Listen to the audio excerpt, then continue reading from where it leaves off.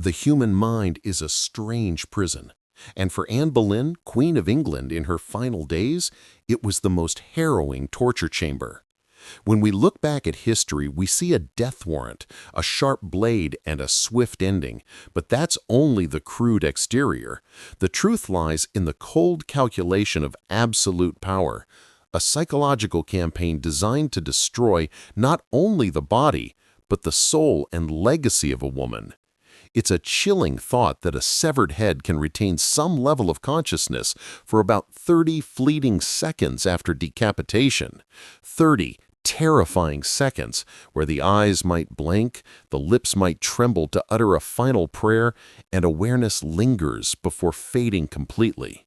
For Anne Boleyn, the queen who once seduced and challenged old Europe, this horrifying possibility was merely the culmination of a much larger drama. A script written by her own husband, King Henry VIII, with the singular goal of making her an example, a warning, and an erasure. The humiliation began long before the blade was sharpened. Place yourself in Anne's shoes in mid-May 1536. She was imprisoned in the Tower of London, the very fortress where she had prepared for her magnificent coronation just 3 years prior. The contrast was a psychological knife twist. From the gilded throne to the damp, cold cell, the roar of the crowds had been replaced by the echoes of cold stone walls. 17 days of imprisonment, each one a calculated elongation of her agony. But Henry VIII didn't just want delay, he wanted uncertainty. He continually postponed the execution date, a deliberate tactic of psychological torture.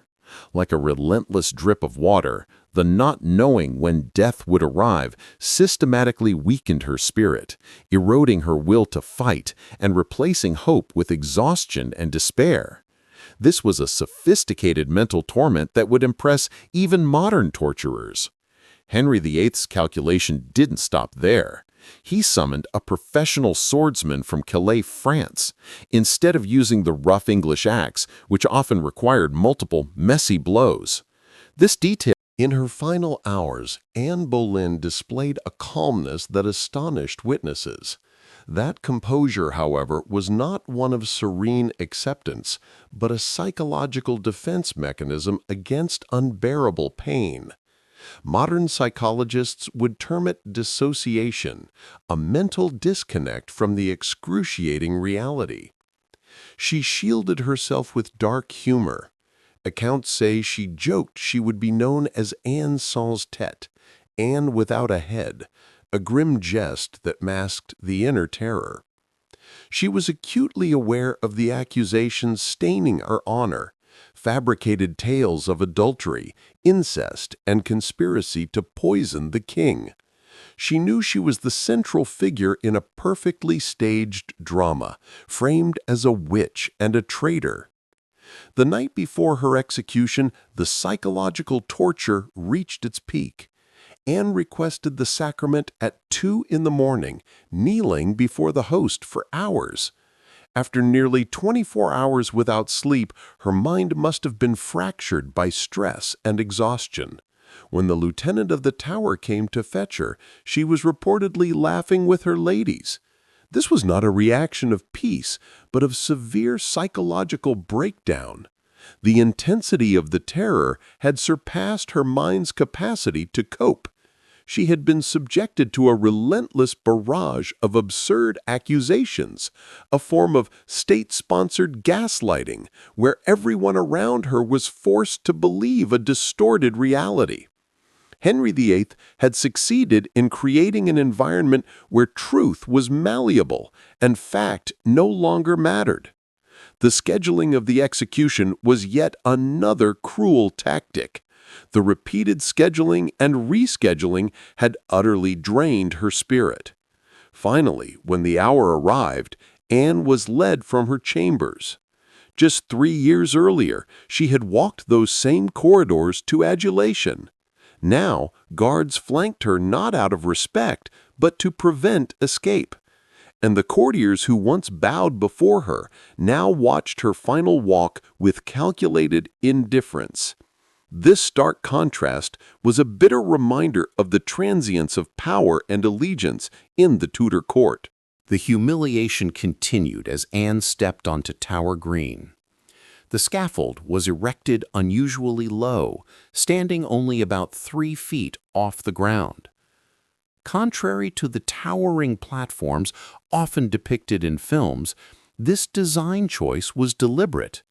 It robbed the Queen of dignity, forcing her closer to the jeering crowd. There was no elevation, no isolation, only raw exposure to a populace encouraged to cheer and ridicule. The scene was not a solemn gathering, but a brutal carnival, a public theater set up to convey a stark message. This was the fate of anyone, especially a woman, who dared challenge the king's authority. Before kneeling, Anne was permitted a final speech. Traditionally, this was a moment to confess sins and ask for God's mercy. But Anne used the moment subtly. Her words were carefully measured, revealing both her political acumen and her desperate circumstances. She stated, "Good Christian people, I am come hither to die, for according to the law and by the law I am judged to die, and therefore I will speak nothing against it." This apparent submission was in fact her final act of defiance. By acknowledging the law but not admitting guilt, she subtly challenged the legitimacy of the charges against her. This is a prime example of ultimate censorship. Even when facing certain death, Anne could not speak the full truth. Her words were constrained by concern for the future of her daughter Elizabeth and the watchful eye of the king. She knew that every word uttered would be reported back to Henry, potentially impacting those she left behind.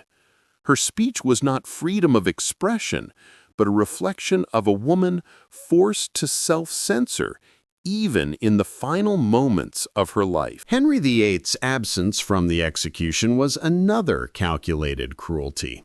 Unlike other royal executions, the king did not attend. Instead, he waited at Whitehall Palace for confirmation of Anne's death.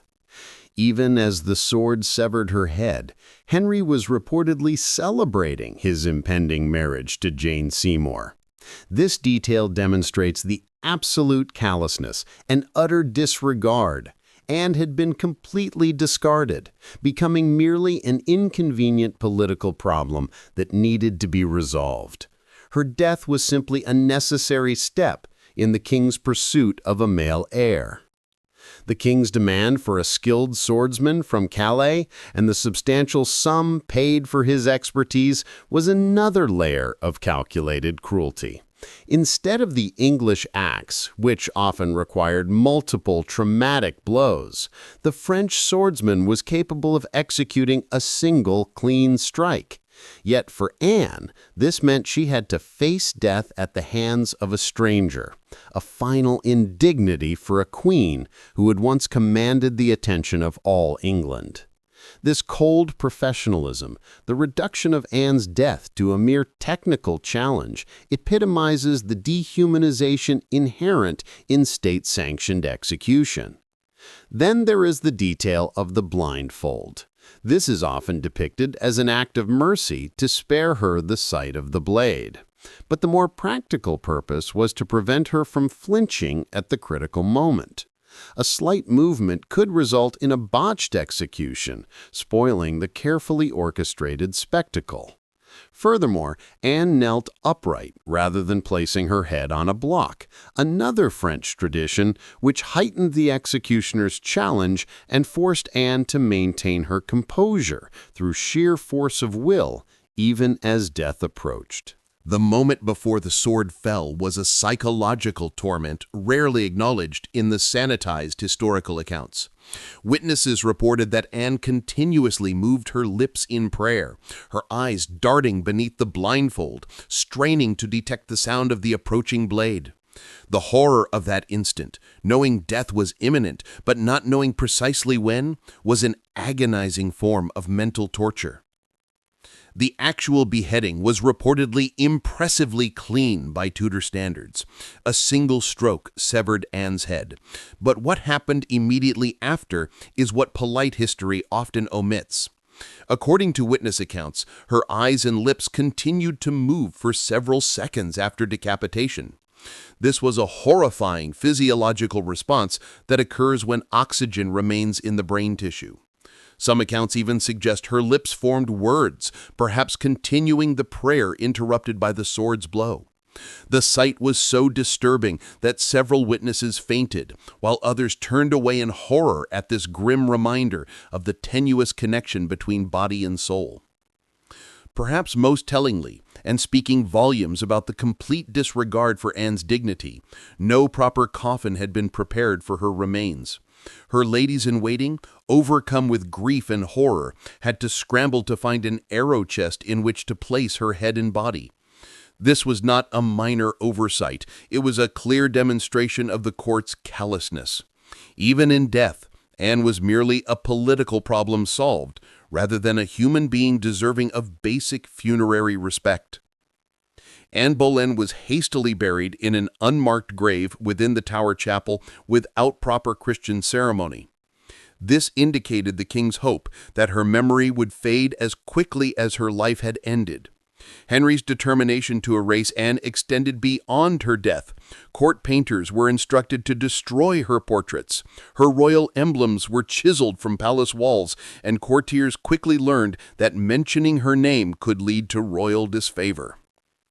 While we often focus on the physical act of execution, this systematic elimination of Anne's very existence represents a form of violence that transcended her death. It was an attempt to execute not just a person, but a legacy. It would be centuries before historians began the painstaking work of reconstructing Anne's life from the fragments that survived Henry's purge. Anne's death also traumatized those forced to witness it, particularly her ladies-in-waiting. They had to clean and prepare her severed head for burial themselves. These women, terrified of being implicated in the Queen's alleged crimes, had to perform this grisly task while maintaining composure. Several reportedly suffered. Popular culture often romanticizes Anne's final speech as a moment of dignified defiance, but historical record suggests a more nuanced reality. Her carefully worded address, praising the king as a gentle and sovereign lord, reflects the impossible position she occupied. Even facing certain death, Anne could not speak freely. Her words were constrained by concern for her daughter's future and the watching crowd's reaction. Her speech represents not freedom of expression, but its opposite, the ultimate censorship of a woman who knew that even her final words would be reported to the king and could impact those she left behind. The sword that ended Anne's life, specially imported from France, symbolizes the performative aspect of her execution. Henry spared no expense to ensure a spectacle worthy of a queen's downfall. The executioner himself reportedly practiced on animals beforehand, determined to achieve the clean, single stroke that would earn him his substantial fee. This cold professionalism, the reduction of Anne's death to a technical challenge, exemplifies the dehumanization inherent in state-sanctioned execution. Anne wasn't just killed, she was processed through a system designed to transform human suffering into political messaging. Contemporary accounts record that no English executioner would perform the task, not from any moral objection, but because the French sword technique required specialized training. The blade itself was razor-sharp and weighted differently than an English axe, designed for a swift, horizontal strike rather than the downward chop of an axe. This technical detail underscores the theatrical nature of Anne's execution. Even the method of death was carefully selected for maximum impact and minimum messiness, ensuring the spectacle would proceed without the unseemly complications of a botched beheading. After the sword fell, witness Thomas Wyatt, himself imprisoned in the Tower and forced to watch the execution of a woman he had once admired, wrote of the little throat that had had so many jewels hung about it. His poetic lament captures the grotesque transformation of Anne from a crowned queen to an objectified corpse. The severed head was immediately wrapped in linen by her weeping ladies, but not before the executioner held it aloft by the hair, a traditional gesture meant to demonstrate the completed sentence to the crowd. This moment of display, with blood still pumping from the severed arteries, served as the climactic visual that would imprint itself on witnesses' memories. Tower records indicate that Anne's remains were buried so hastily that proper Christian burial rites were abbreviated almost to non-existence. The arrow chest containing her head and body was placed beneath the chapel floor among other executed nobles. An ignominious end for a crowned queen of England. No marker was placed to indicate her grave location. Court records reveal the extraordinary security measures implemented for Anne's execution, far beyond what was standard for even high-ranking traitors. The Tower garrison was doubled, and special guards were positioned throughout the fortress complex. These precautions weren't designed to prevent escape. Rather, they ensured that no supporter could attempt a last-minute intervention or rally public sentiment against the execution. The overwhelming show of force served another purpose, too, intimidating any who might sympathize with Anne into silent compliance with the king's will. The timing of the execution, scheduled for mid-morning rather than the traditional dawn, allowed for maximum attendance by London citizens. Tower Green could accommodate only a limited audience of nobility and officials, but the Tower's elevated profile meant that crowds gathered outside could hear the announcement of completion.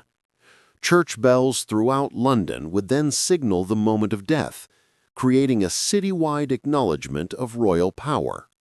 This orchestration transformed Anne's private suffering into a public performance. Death as political theater rather than personal tragedy. Among the most overlooked aspects of Anne's execution is the fate of her co-accused. 5 men, including her own brother George Boleyn, were executed just days before Anne on charges of adultery with the Queen.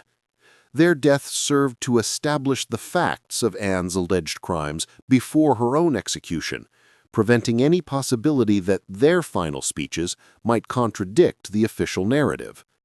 This coordinated judicial murder of 6 people, all convicted on essentially identical fabricated evidence, represents one of Tudor England's most brazen acts of state violence. While Tower Green today features a memorial marking the approximate site of Anne's execution, contemporary records indicate the actual scaffold stood elsewhere in the Tower complex. This geographical confusion is emblematic of how Anne's death has been repeatedly reframed and relocated, both physically and historically, to serve different narratives. The sanitized, romantic version of her execution, found in popular culture, bears little resemblance to the psychological warfare, character assassination, and calculated cruelty that characterized her final days in May 1536.